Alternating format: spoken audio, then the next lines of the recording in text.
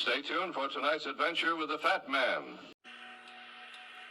Okay, here we go. Good morning, good afternoon, good evening. Whatever time of day it is, I hope it's good to be where you are, because I'm really excited to be here today. My name is Baltimore Fats, and this is about the king bee, baby. Yeah! All right, let's get waxed. All right, so we're getting closer to the Great Baltimore Tableaux and Waxworks Party of 1872. But before I stick my hand all up in that bee's nest, we have a few bits of unfinished business, a couple of loose ends to tie up. The first of which is the wax. So far, we've seen wax used in the making of death masks or imagines, right? And religious votives and the wax sculptures of Philippe Curtius and Marie Tussaud. But this whole thing started because of Mrs. Jarley and her waxworks. But there's no wax to be found in Mrs. Jarley's waxworks. Perhaps some of the more elaborate productions used wax for stage makeup, like fake noses and such, for the actors in the tableaux. Maybe we'll find out as we go on. But something about the absence of true wax figures in Mrs. Jarley's waxworks, you know, the dummies or the mannequins. There's something there that gets the warm fuzzies all going for me, right? Especially seeing its uses through history. But it's the type of wax that they used that fascinates me the most right now, and that was, and still is, beeswax. The properties of beeswax make it an excellent medium for preparing figures and models, either by modeling or by casting in molds. It can be easily cut and shaped at room temperature, it melts at low temperature, mixes with any coloring matter, and so many other things, yada yada. I mean, it just goes on and on, right? So not only is it perfect for sculpting, it's one of Mother Nature's most perfect gifts to us. It has 1,000,001 beneficial uses, and to start naming them is to never stop, right? I mean, just that, you talk about a list that goes on, right? It is truly a wondrous thing, beeswax. But beyond all its health and practical benefits, I wondered what the esoteric benefits might be, especially with all these hexagons staring me in the face over here, right? And the hexagon and its connection to Saturn. And Saturn's, and the cube for that matter, their connections to seemingly all the religious traditions surviving today, not to mention Saturnalia. And its relationship to the sun. It marked the return of the incomparable sun. And now Saturn jumping in the way that it has had me thinking about a video I watched a long time ago now about how Saturn was at one time much closer to us than it is today. And it was once considered like a second sun in the sky. So I went looking for corroboration of that, and I found this article. And it's called Sun and Saturn by Maurice Jastrow Jr. here.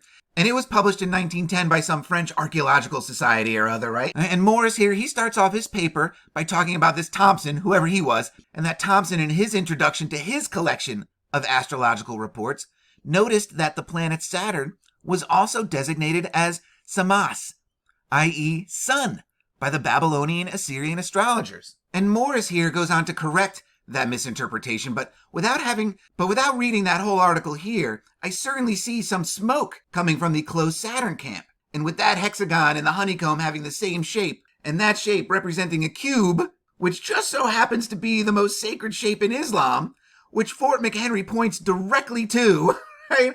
I thought there has to be more to this beeswax business. And so, not minding mine, Falcon's maze on beeswax is with the bees. What kind of bees make wax? And so it's honeybees. Honeybees are the only bees that produce wax for their honeycombs and nests. And I think it's interesting that their genus name is Apis. Right? It says here that the honeybee is a eusocial flying insect within the genus Apis of the bee clade. And don't get me going on what clades are. Right? And they're all native to Eurasia.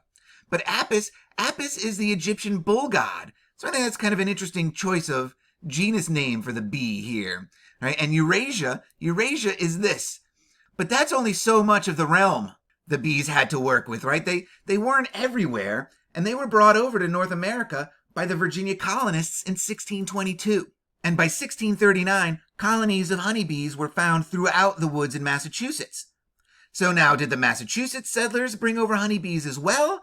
Or did these Virginia honeybees just make their way up to New England, right? Because they certainly make their way west into Michigan by 1776, Missouri, Indiana, Iowa, and Illinois by 1800, and so forth. And so now this is really great for these colonists and all the planting that they're doing, right? Because of bees being the great pollinators that they are. But it was not so good for the native species of bees, who it turns out, and I never knew this about bees before, were loner bees. Most species of bees are solitary bees, meaning they live alone and not in hives. Solitary bees live in the ground, tree trunks, or the hollow stems of plants. Solitary bees do not swarm. Solitary bees are much less likely to sting than honeybees because they aren't defending a hive. And so, of course, the Masonic or esoteric symbolism behind the beehive is fairly self-explanatory.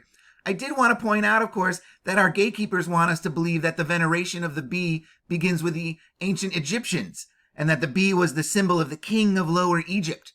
Now, I think this is very interesting, of course, because bees are centered around the queen and not the king, but it's just interesting to me how the gatekeepers seem to want everything to begin in ancient Egypt when the practice of keeping bees and venerating bees goes back much further than the ancient Egyptians. If the ancient Egyptians existed at all. Who's to say? I don't know. But one thing I want to do is I want to take a look at the beehive as a natural phenomena. What are beehives in nature? And so it turns out, a beehive is an enclosed structure. Though the word beehive is commonly used to describe the nest of any bee colony, scientific and professional literature distinguishes nest from hive. Nest is used to discuss colonies that house themselves in natural or artificial cavities or are hanging and exposed. Hive is used to describe an artificial, man-made structure to house a honeybee nest. Now, I never understood that distinction before. I always considered a hive to be something that was in nature. This is interesting because it means that when one refers to the hive mind, they are describing an artificial construct. There is no equivalent to a hive in nature. Other bees live in nests or by themselves. Now, there are many similarities between nests and hives, but what makes the apis bee so special, of course, is that they make honey and wax while others do not. The hive was created for one purpose and one purpose alone: production. Perhaps the name apis isn't so strange after all. Honey being bees' milk the way it is, right? But of course, many before me and hopefully many after me will point out the similarities between the beehive and human behavior. But I have a few takeaways that I'll be bringing with me going forward in this story. And the first is that there's more to honey and wax than the obvious. Second is that the hive is completely artificial. Third is that in nature, nesting bees are in the minority. So if there is some metaphorical connection that can be drawn between the hive activity of the honeybee and human behavior, then nature shows us it doesn't have to be this way. It demonstrates how captivating the concept of production is, as in imprisoning. But it doesn't have to be this way. And of course, the solitary bee and the non-nesting bee, they have their enemies as well. Right? An expert said of hornets, they are the sworn enemies of honeybees. And so apparently they overpower the honeybee, bite off its head, off with its head, right? And then takes the body back to the nest to eat later. But don't worry, the honeybees can defend themselves as well. If a hornet or a wasp invades their nest, they gang up on it and completely smother it to death. So there's that. They're not completely defenseless, right? But, the last thing that I'm going to take with me for this story going forward is, of course, how the honeybee story mirrors the colonization of America from England. I don't think this is a coincidence, the fact that the honeybee story and the story of the colonization of America from the English mirror each other in such a way, right? Because the black and white coloring of the honeybee and on other bees reminds me of the Calvaire coat of arms and the Maryland flag. Now the leopards on the Calvaire coat of arms, still very curious to me. Maybe they're just a smokescreen for the bees. I don't know. But I have to believe there's some connection. And so to close this episode out, there's one element of beeswax I want to touch on, and that's the esoteric or magical properties it may have.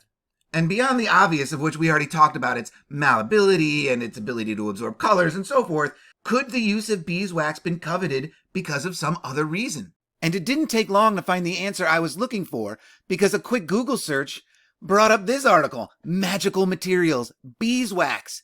One of the main magical advantages of beeswax is its suggestibility. In other words, it can take on whatever meaning the magician impresses upon it. Now that's absolutely incredible, right? And so this Grove and Grotto magic shop in this article that they published goes into great detail the magical properties of beeswax beyond its suggestibility.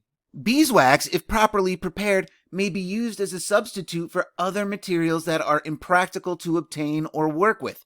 Ceremonial magicians use beeswax to create planetary talismans in the absence of certain alchemical materials, namely gold, lead, and mercury. How unbelievably fortunate for the at-home alchemist, right? Or the alchemist on a budget, right? Although beeswax really isn't the cheapest thing, but it's certainly cheaper than gold and mercury, I would imagine. I don't know what the value of lead is these days, but it's just amazing how all-purpose it is.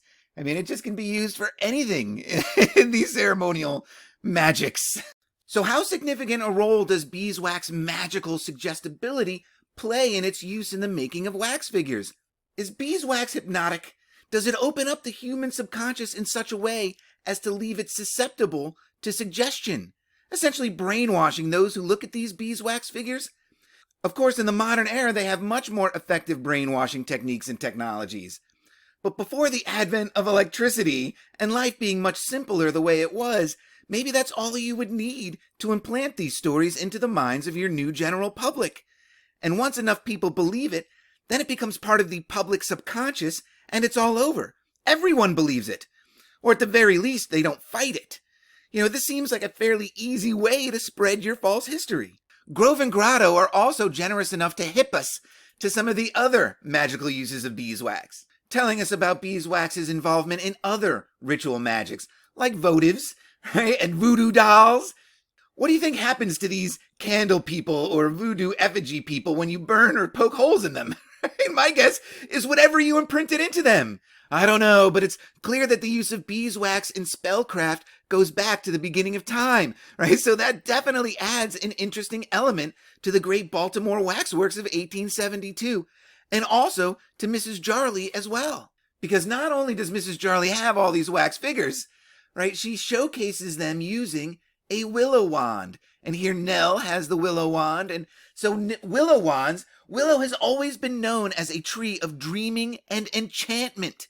And it was associated in Celtic legend with poets and spells of fascination and binding.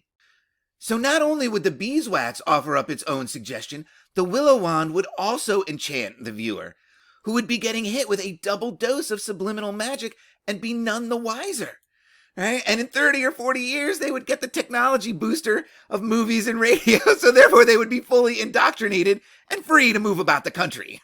And let's not forget that these wands, or certainly very similar wands, were a staple in every classroom in the world, probably. That certainly any classroom that used a blackboard, right? I remember these in my classrooms in the 1970s. Teachers were still using them, probably into the 80s and 90s as well, before all this whiteboard technology and laser pointers and things. And really, this is just a reminder of how much of education is really spellcraft. All right, so I'm going to end this one here, guys. And in the next action-packed episode of Baltimore Fat's House of Wax, we're going to be wrapping up all this preliminary research by finishing our unfinished business with Marie Tussaud. Remember, guys, just because you don't know the truth doesn't mean you can't have fun with the lies, right? And so until the next one, cheers.